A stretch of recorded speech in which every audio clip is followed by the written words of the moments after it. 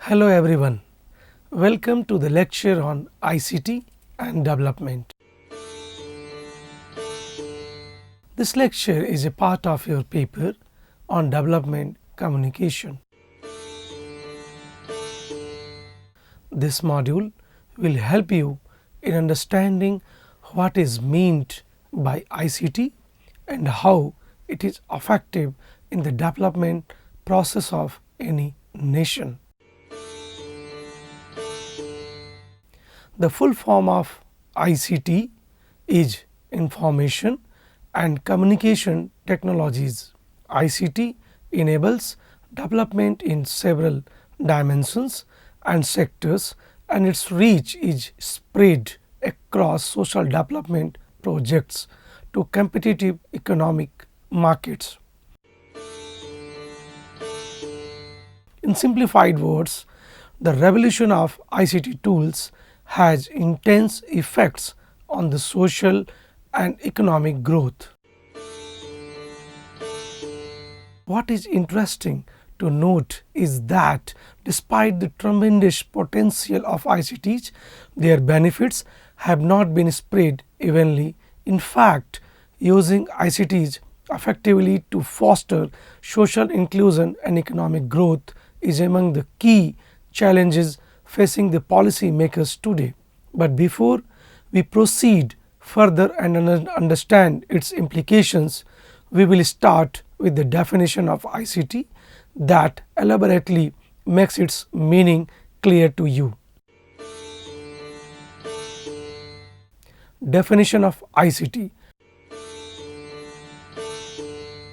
A number of definitions of ICT are in circulation by social scientists, but here we will be discussing some basic definitions that will help you in getting a true understanding of ICT and its functioning. In simple words, information and communication technologies are defined as those tools that enable the process of communication and transmission of information through electronic means.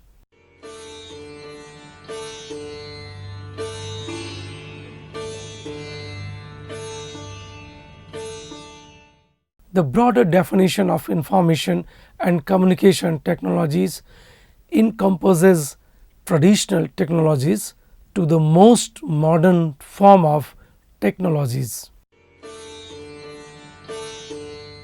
The tools of ICTs range from radio, television to telephones, mobile phones, computers, and last but not the least, the internet. So, basically ICT includes all electronic networks, software systems, communication devices and applications that leads to increased information transmission within no time and reduced costs. For example, we are able to communicate in real time with others across the globe using information and communication technology tools such as instant messaging, voice message, video conferencing and much more. We all are experiencing it in our daily lives on a regular basis. It is undeniable that in the past decade, ICTs have provided us with a vast range of new communication scopes. Rapid innovations in the technological front are making ICTs less expensive and easier to access. So, in a way, bringing the power of ICTs within the reach of a bigger number of people.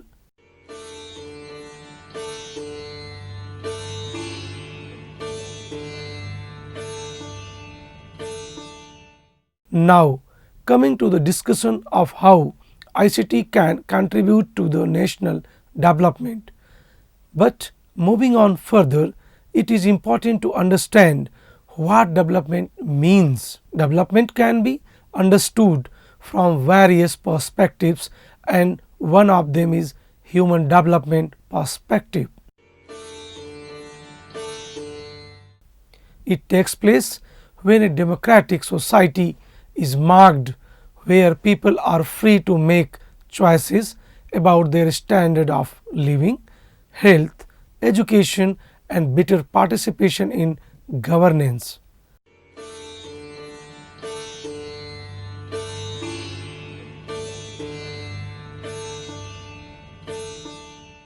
One example can be cited here that ICTs offer a source of employment for a number of people, which in turn increases capital accumulation of any nation. It proves that the adoption of new technologies helps in improving the overall conditions of individuals, leading to larger goals.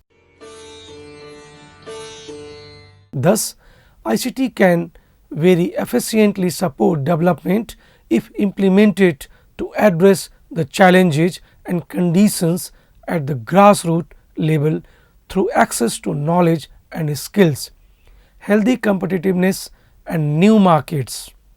Research scholars across the globe are coming up with works on ICTs, its potential benefits, effects on various sectors of human interest. But what is needed to be understood at this stage is how ICT can enable development. In the following paragraphs, we will be broadly conceptualizing the use of ICT in various sectors. It must be mentioned here that the concept of ICT and its role in development is quite broad. It addresses the elements of social, economic and political for the overall improvement of lives of people. In the literature of development communication, the tools of information and communications technology have been identified as having the potential to facilitate national development. But at the same time, ICT has been theorized mostly as a massive standardized unit of development communication. So, in order to understand the scopes and manifold impacts of ICT in development process, a conceptual clarity in this context is needed. The advancement of modern information and communication technologies has transformed the world into a global village as it overcomes the geographical boundaries and creates opportunities for a global marketplace. Technological transformation are entwined with globalization and combined they are leading to new realities of global economy. The implications of information and communication technology and development is interlinked. In other words, ICT symbolizes the opportunity that globalization can offer to a developing nation. It plays an important role in the creation of information infrastructure. One good example here in this context can be that ICT based education. This mode of education offers opportunities to those who because of various reasons cannot go to educational institutions.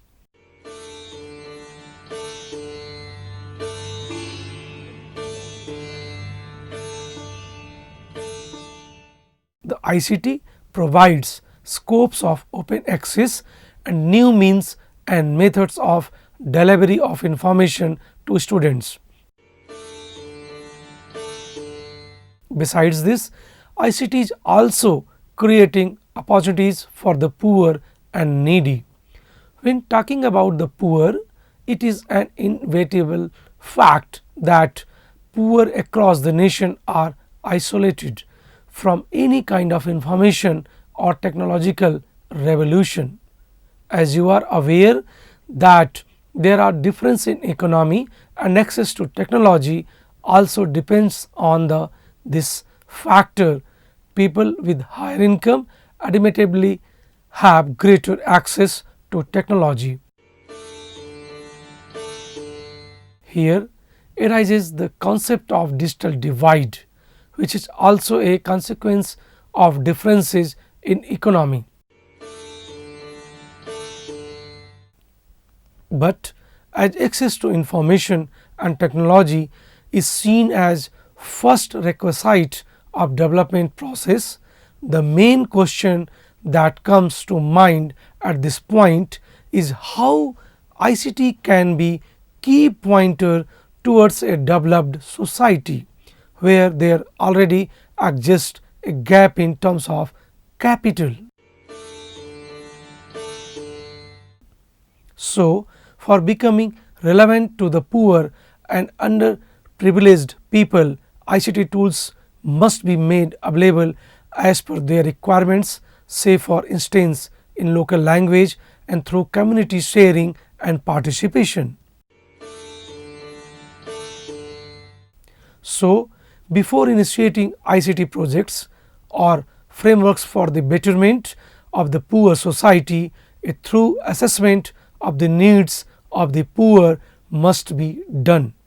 Further, the level of scope of ICT in development of any nation is largely interconnected with its overall income growth.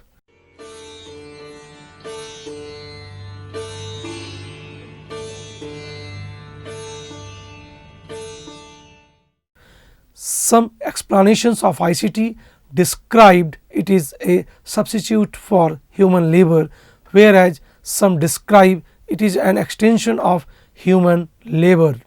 However, in the process of development, the complexity of these issues needs to be addressed. So far as we have understood that ICT can increase information flow, increase productivity and also possesses the capacity to alter social relations. The potential of ICT has not only increased the diffusion of mass media, but it has also made possible in the creation of new opportunities to develop communication framework at the local level.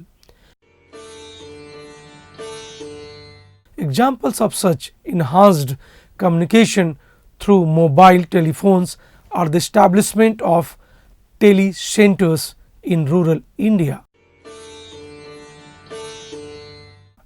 There are arguments that poor countries will never be able to manage a phone per person. Well, it sounds very real, but social science scholars suggest that the solution to this problem is not complex. As just now we have cited the example of telecenters in rural places where the fixed cost of ICT provision can be shared by several individuals. What is important here is how the reach of technology can be expanded. Of course, there has to be regulatory mechanisms for functioning of such tools. Available literature examine the explosive growth of telecenters in India. This was one way of maximizing the ICT access in India, considering majority of its population reside in rural areas. We have briefly addressed the issue of rural areas and role of ICT in the above paragraph. Similarly, technology applications in other sectors will be taken one by one. ICT is characterized with rich and multifaceted nature, and thus for understanding its scopes and interventions on development initiatives, we will be discussing its applications in other relevant sectors that contribute to the development process of any nation. Secondly, to know the true potential of ICT, it must be conceptualized among different views or sectors. ICT and Education. ICT offers powerful and cost effective tools for the expansion of education and knowledge. If implemented properly, ICT applications possesses the power of fundamentally transforming the nature of imparting education. Traditional teaching learning methods can be made interesting and interactive through virtual classrooms and online courses, which also have a wider reach.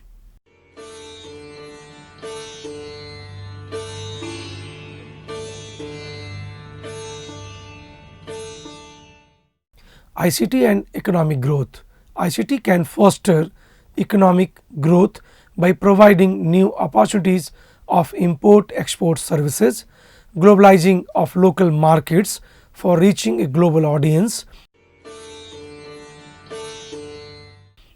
Let us explain this point more elaborately.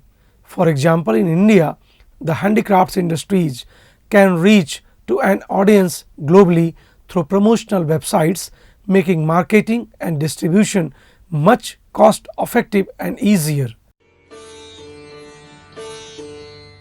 Further, ICT application allows the expansion of banking services and digitalization of finance networks.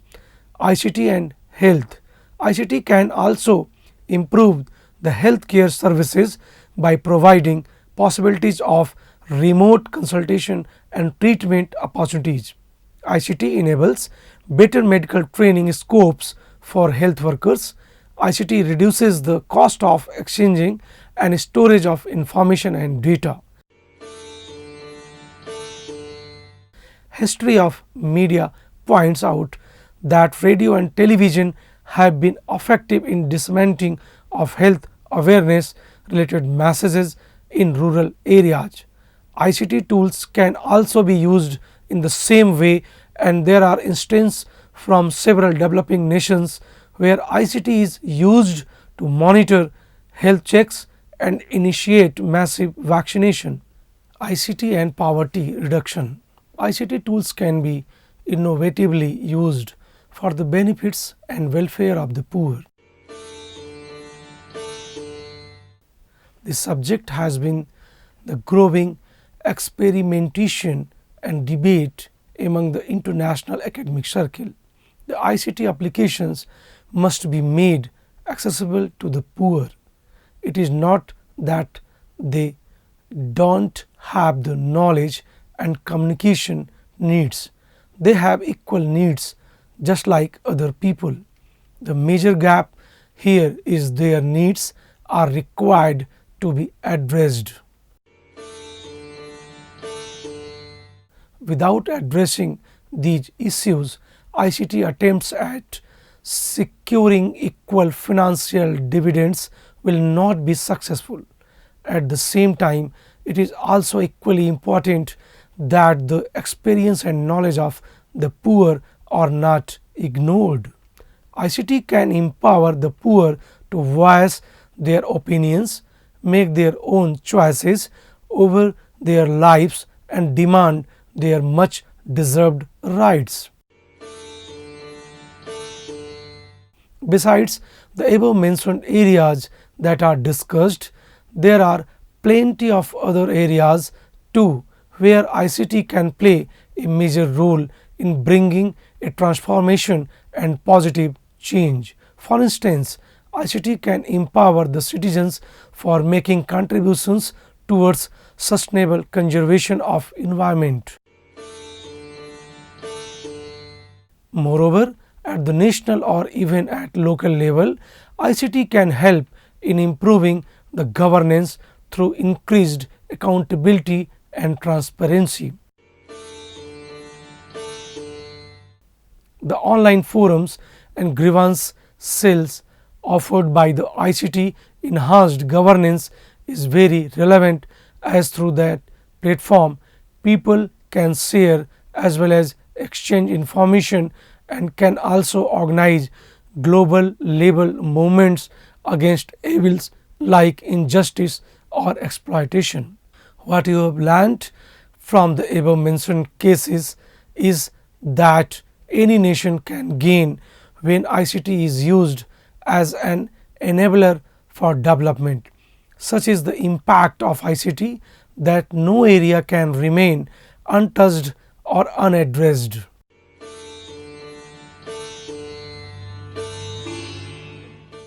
As mentioned earlier, that development can be defined from different perspectives. According to the modernization perspective, the crux of the problem with developing nations is that they lack the resources or knowledge to come up with the outdated means of production. ICT can act as a catalyst, and if the developing nations properly utilize the power of technology, they can be at par with the developed nations in terms of skilled workforce and economy. And improved information and communication technology infrastructure can play a significant role in drawing attention of international private ventures. Since the 1980s, there have been huge advances in the ICT field, and with the convergence of media, the phenomenon of multimedia emerged. Developing countries like India have tried to introduce these advanced technologies in field of education, agriculture and rural market. Well, monitoring the impact of ICT in all these fields is still an ongoing process, yet it can be said that technology have brought considerable changes in the not so industrialized countries. Just like other sectors, economy is one of the driving features of analyzing a country's development. So, here we will be discussing a three-dimensional approach in terms of market economy that can describe the potential of ICT in many nations' development. Every thread is correlated in the concept of development. Firstly, ICT can lead to the growth of employment opportunities and improve the limited human development index. Secondly, ICT can help bring in a revolution by exposing the flourishing indigenous market to the global arena. Lastly, ICT can empower the poorer people by redeploying the human labor to more efficient tasks and making the welfare schemes transparent for proper rendering of the benefits of such programs. These opportunities were perceived in one of the human development reports by United Nations. The introduction of personal computers and its leading to the increasing demand for software and hardware applications propelled the developing nations to adopt the related ICT policies. One of the widely accepted facts is that information poverty is a significant problem in developing countries. As is clearly indicated by the name itself, trustworthy information vital for effective functioning of both governments and private entities. To a greater extent, the importance of ICT lies in its capability of knowledge support. It is not always the case that the aims of any developing nation and ICTs are essentially needed to be framed in terms of accessibility to information or technology. Further, it is equally understandable that the most critical of problems at the national or local level call for technical support. So, a very clear concept about such minute yet vital distinctions while defining the development process and ICT is required. If there are opportunities, there are bound to be challenges as well. So, when we are discussing the advantages and possibilities of ICT in the development process, we must also take into account its downsides too.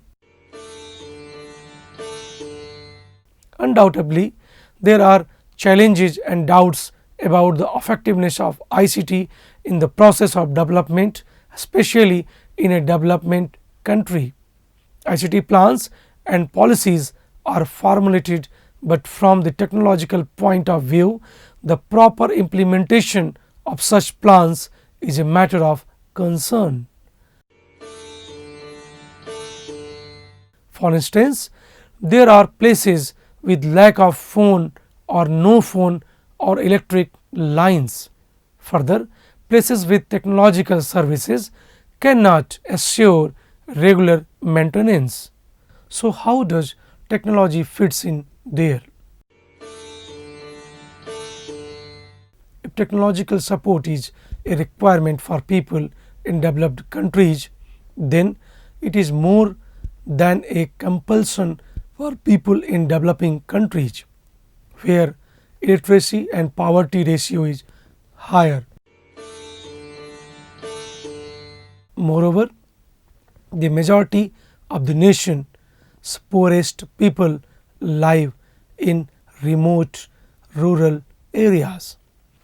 In such circumstances, the constructing cost of ICT infrastructure would be high, or to say not commercially viable. It is equally true that poor people who live in urban or semi-urban areas mainly live in slums that are characterized by poorly serviced public infrastructures, including not only telecommunications but also basic amenities such as water, sanitation, power, etc. Further, a basic training is needed and some knowledge of language is necessary for using the ICT tools. These elementary yet fundamental issues have to be addressed for bringing transformation in its truest sense. In this context, you will be given an example of a case study of the past decade of 1990s, since when the information age gradually started, for having a clear idea. This particular case study on the nature of the information society that existed in India was carried out in the city of Bangalore in 1994. This study aimed at contributing towards how the process of globalization was affecting life and analyzed the information structure that existed in India by considering national, regional and local contextual factors. The study observed a lack of strategic direction from the government and inequality in development planning at the local level, growing poverty, social disparity that blocked the interventions of the new information systems meant for rural development planning. The study showed a striking contradiction where ICT had enabled the overall development of the city, making it one of the leading business hubs of India.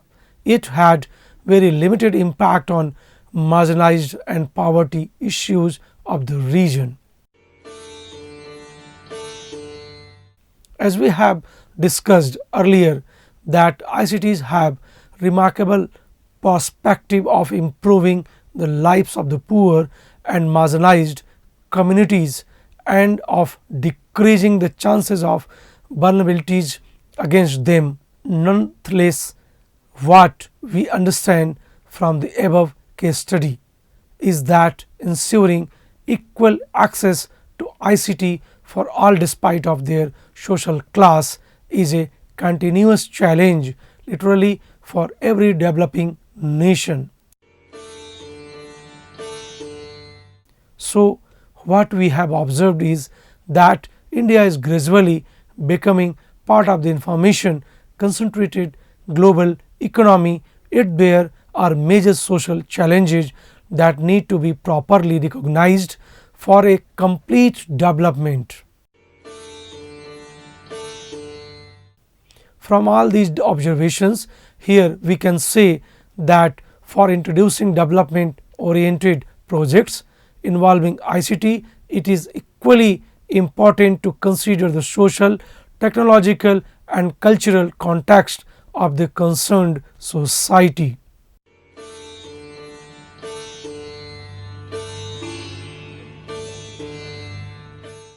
The core aspects that you have learned from this module are that the revolution of ICT has opened up new diverse possibilities of economic and social transformations that will benefit the development process of any nation.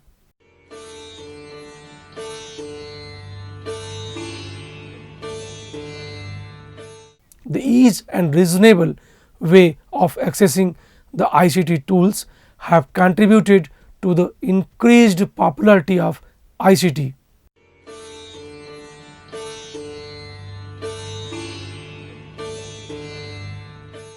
ICT is much more than the social networking sites, and it can be sensibly used to promote the various aspects of development.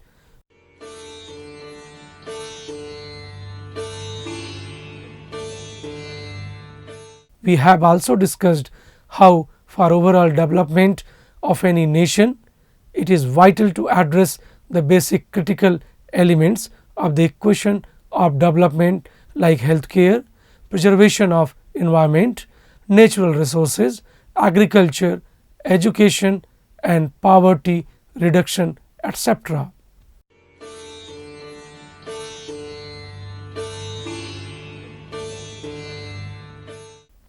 Thus, we can conclude by saying that the provision of social, economic and participatory environment in which an ICT based application can be implemented for development is as important as the ICT tools themselves.